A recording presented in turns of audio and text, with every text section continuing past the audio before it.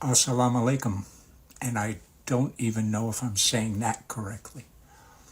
But I thought I should let you folks know. First of all, you folks who encouraged me, and there were many of you who encouraged me to go to my local mosque on Friday, very wise. I think you actually knew I would take the Shahada and become a Muslim if I went, and you were right. And I am grateful, very, very grateful. If you saw my message earlier, the picture that I had in my mind of the mosque is one that's hanging on the wall on the inside.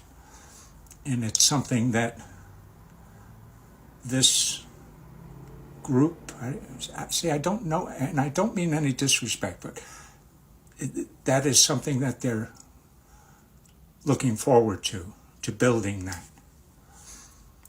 But I sat outside because I didn't want to go in, and I waited till someone showed up, and it was a young fellow, and he greeted me, Assalamu alaikum, and I said, hi, I'm brand new, and he, explained a little bit, and he said, well, let me go in and see if I could get the imam.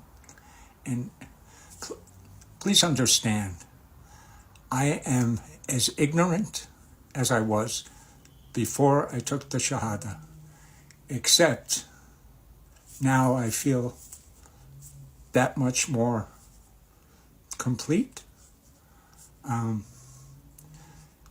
We sat, this young fellow and this older fellow, and well, older, actually he was younger than me, but my age, and we sat and we talked, and they tried their best to teach me some terms, and I tried. I really tried. And the older of the two said, sit here, and so he said, we're just going to watch. He said, well, I'm just going to watch. And then a fellow got up there and started speaking, and most of it was in Arabic. I had no idea really what he was saying. But as he was speaking, the room became more full, and men, just men, more full. And then when he was finished, there were some things I understood. I understood about Palestinians, and I understood when he said, if a Muslim is hurt on the other side of the world, it hurts us. Those things I understood, but most of what he had to say, I had no idea. And then I guess it was prayer, but not knowing really what was going on. So all of the men are in the room, and they're prostrating according to, as a group, according to the direction, or forgive me again, I don't know what I'm talking about. But as that was happening, I felt emotion just rising up, and there were a couple times that I had to actually wipe some tears away. It was very emotional for me, again, not knowing what was going on. And when it was through, the older gentleman introduced me to the fellow who was doing the speaking. And he said, he welcomed me. They all welcomed me. It was very warm, and it was wonderful. But the guy who was speaking in the beginning, he shook my hand, and the older fellow of the two from the very beginning said he hasn't taken his Shahada yet. And the guys I was shaking his hand, but he just kind of went as if to say, to the other fellow, not to me, as if to say, oh no, this is going to happen. And after the room cleared out, this fellow my age, he said, pull up a chair, and we opened a book, and there was a very, very much younger fellow there. And he wanted me to start reading. So I did. And, I assume it was the Quran. I assume. but the book looked different, and the way it was set up was different, and it was Arabic and English, and so I really didn't know what I was reading.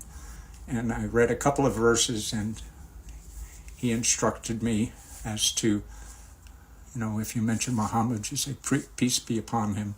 But they said it in Arabic, and I was like, so he said, well, for now, just say, when you mention Muhammad, say, peace be upon him. And I did, and we continued. And then I said, with all respect, sir, I said, I really need to get back home. And he said, okay. And he said, sure.